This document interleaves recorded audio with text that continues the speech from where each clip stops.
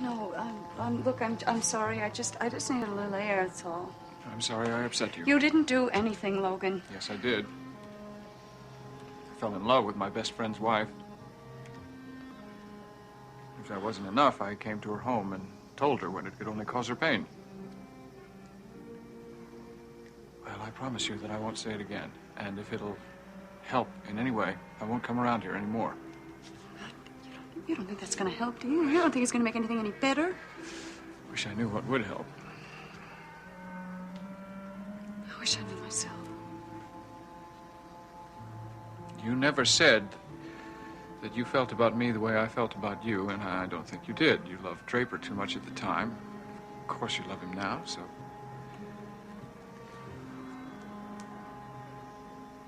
I don't want you to ever say anything about not seeing me ever again. Do you hear me?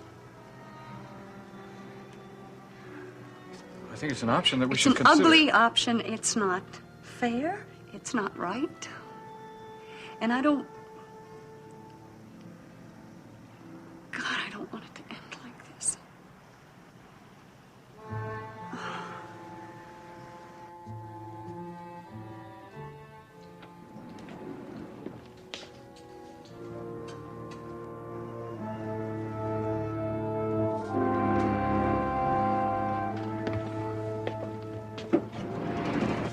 What? God, did you hear something? No, what? It sounded like the elevator. I was wrong.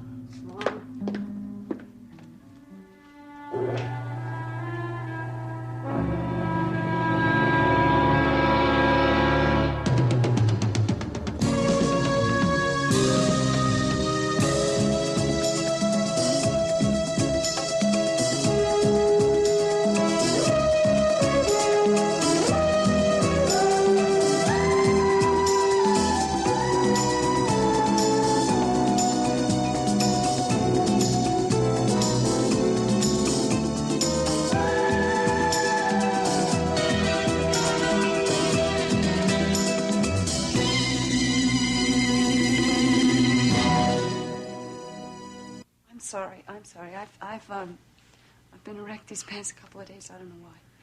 Don't you? Logan, I should be smiling all the time. My husband has come back to me. Well, obviously, it's my fault, isn't it? I'm making you feel badly. The things I say, the things I do. That's why I think that I should just... Stop it. I don't want to hear anything more about your leaving. Would you stop thinking about running away? Actually, I was thinking more about staying away. It's the same thing. Besides, you couldn't do that anyway. Why not? Because of Draper. Draper would hate it. What about you?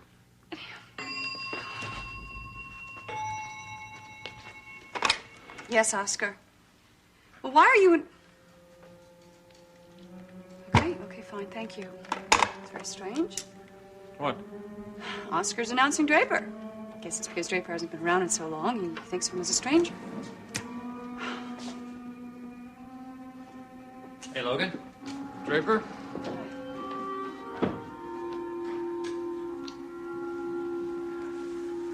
It's nice to see you. I just dropped by to bring by those documents about the Nola Madison case that you were interested in. I didn't know that you were going to be back in the office today. Well, I'm not back. I just stopped in to say hello. Are you okay? Any problems? No. No problems. Listen, here, let me get my briefcase. I know you're anxious to see all this stuff. Here we go.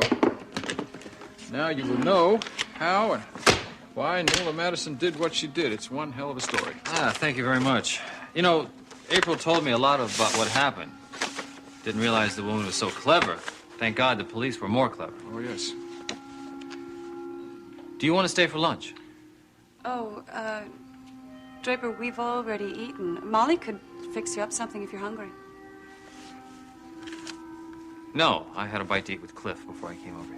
Oh, speaking of Cliff, how is it being in the same office with Mr. Nelson? Well, I don't know since I'm not back officially yet, but he's already had a change of name for this firm. He wants to call it Carr, Nelson, and Scott. That sounds like Cliff. He's going to be very interesting. He's a character. Fortunately, he knows his law. He sure does. I mean, that's the reason I ended up on that prison train, isn't it? Had to spend so much time away from the two of you. I guess I'd better be getting back to my own legal problems. I'll see you around. Yeah. You know, Logan, we ought to get together, the three of us, I mean. Socially.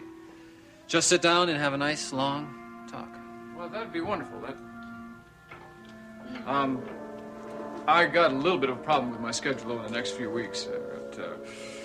I've got a heavy load at the office, and I got the custody case coming up. I'm sure you understand. Yeah, I understand. Well, thanks for lunch, April. I'll be calling you all soon.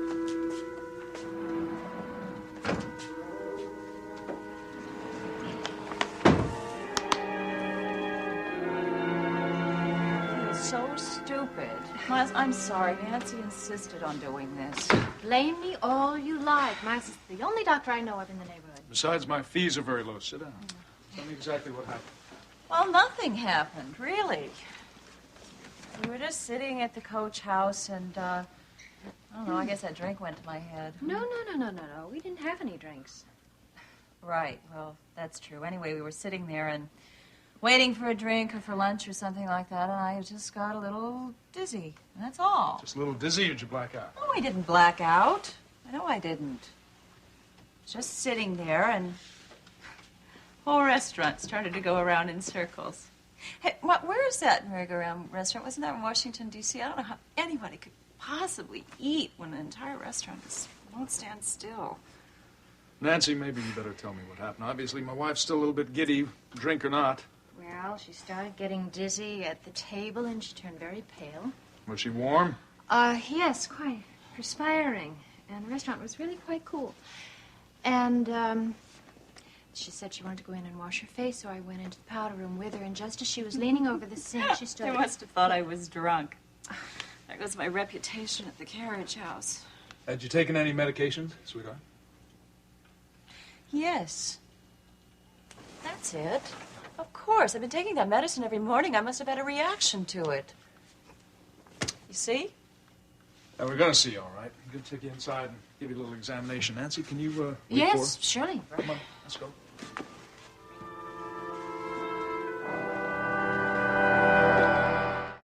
Yes, I took care of the Hayden story this morning. As a matter of fact, it might still be on Dad's desk. Look, do me a favor and double check. See if he's okayed it or not.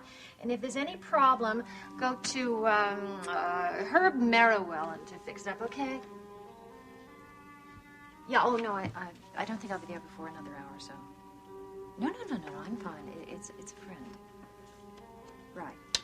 Okay, you hold the fort then. All right, I'll see you. Righto, bye-bye.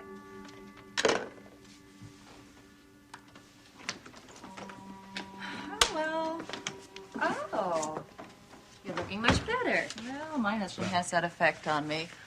And they say that doctors shouldn't treat their wives. Well, I didn't treat her. I just examined her. Hey, maybe I'm pregnant. No, I don't think that's the reason for all of this.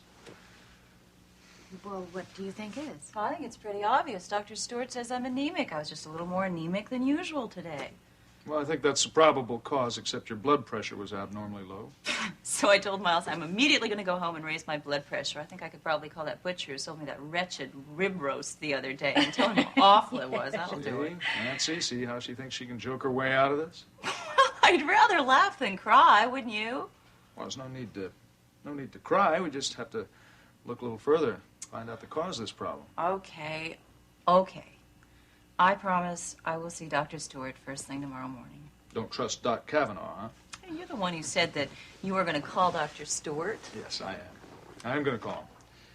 I plan to suggest that he examine you at Monticello General. The hospital? Oh, Miles, no, you can't want me to go into the hospital because of a It's a little... very good idea. What's more, I happen to know that Dr. Stewart thinks it's a good idea, too.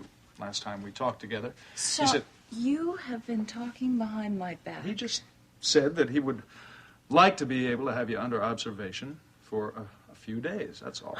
That doesn't mean he thinks it's anything serious. Well, Miles, what do you think?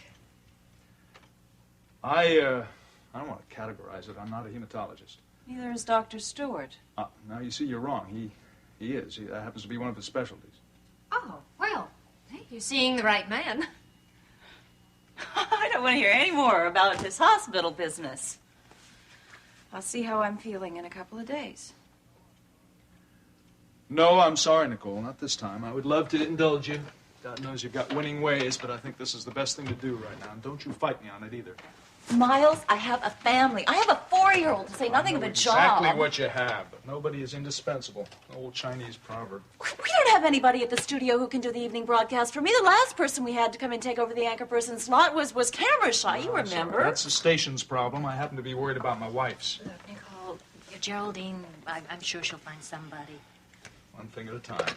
Hey, you're not calling now to make the arrangements, are you? There's no time like the present. It's an old Swedish proverb. Or Norwegian, maybe. Jenny, give me Dr. Stewart's office, will you? But Miles, I'm not really sick. I feel a lot better. You want to see me walk a straight Jeremy, line? hi, it's Miles. I'm calling about a patient of yours, otherwise known as Mrs. Kavanaugh. She had a little dizzy spell a while ago.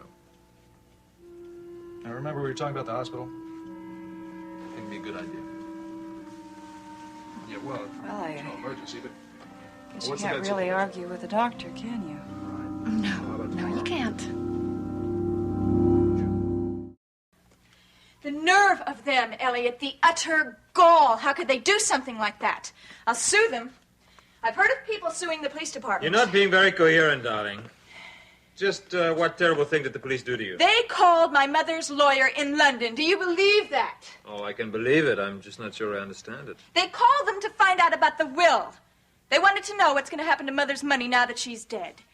That sounds reasonable. It's unreasonable, and it's dirty. It was an accident. The medical coroner said it was an accident. What else could it have been? Do I get 3 guesses? It's obvious what they're implying by asking about the money. They're implying that there was foul play. Foul play. I love that phrase, don't you?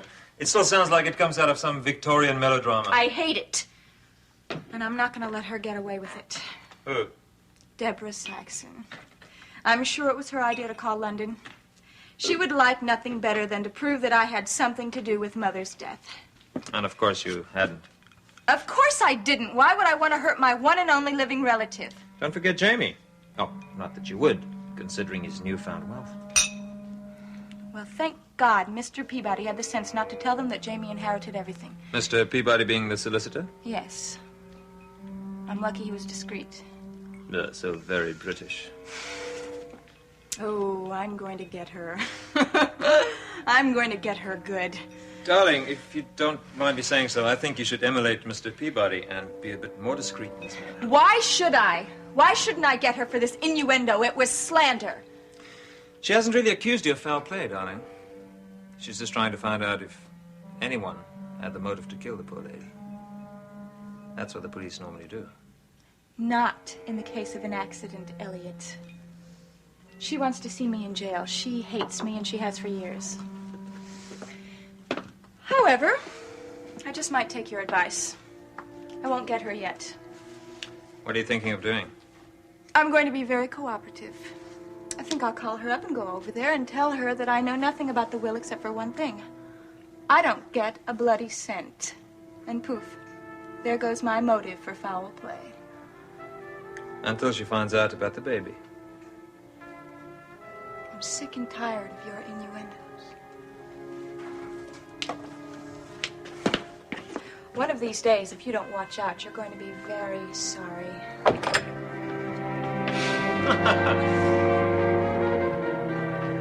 You know, I actually think you walk around looking for trouble. I don't know anyone who sticks out their neck as much as you do. A police officer is supposed to show initiative, Calvin. That's the first thing we learned at the academy. What you call initiative, most people call just plain chutzpah. You know that word?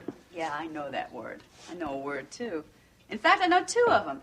Qui bono. You ever heard of that? It's Greek to me. You're shot. Actually, it's Latin. It means who benefits.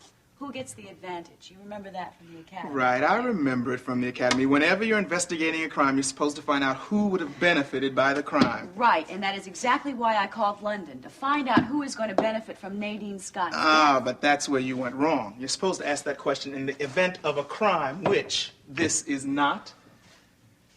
Maybe. There you go again. You know, I think you're actually going to try to turn this accident into some kind of vehicular homicide. What are you going to prove? Somebody tampered with the brakes? Or the driver. Meaning Raven, of course. Calvin, I have got this feeling.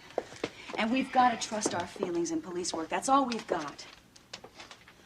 Now, maybe they never came out and said it, but there is such a thing as the smell of a crime. And this one smells, believe me. There wasn't even a body left over for the autopsy. Well, that proves nothing if you ask me. Well, I'm not asking you. Okay, well, let me ask you something. Are you sure this isn't some kind of personal vendetta? Why don't you ask me another question? No, I mean it, Deborah. Are you sure that you're not so anxious to stick it to Raven that you're not indulging in some sort of wishful thinking, huh? I am indulging in a little discreet investigation. Not anymore, you're not. Don't forget what the chief said. Oh, no. Deborah, you have spent your last apartment nickel on that phone call to London. Now, why don't you just forget this? Calvin, I can't forget it. The answer isn't as simple as somebody just running off the road for no apparent reason in the middle of nowhere with nobody around. Now, there's more to this story than anybody knows about, and I intend to find out everything I can.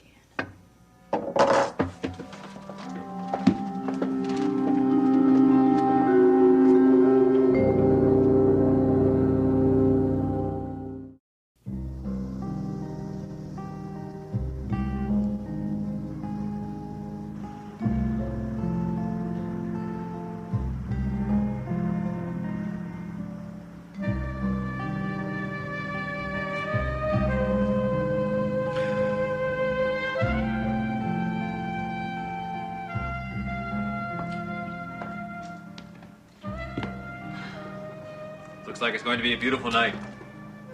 Yeah, will be. How's the baby?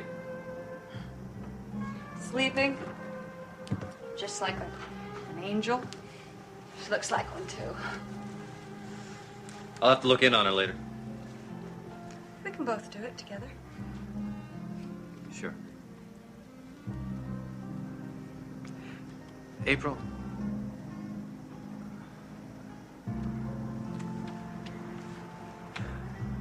I just want you to know that I love you. I know you do. I love you, too. I bet you never expected to hear those words from me again. Or any other words, for that matter. No, I didn't. It left me with a very big emptiness inside.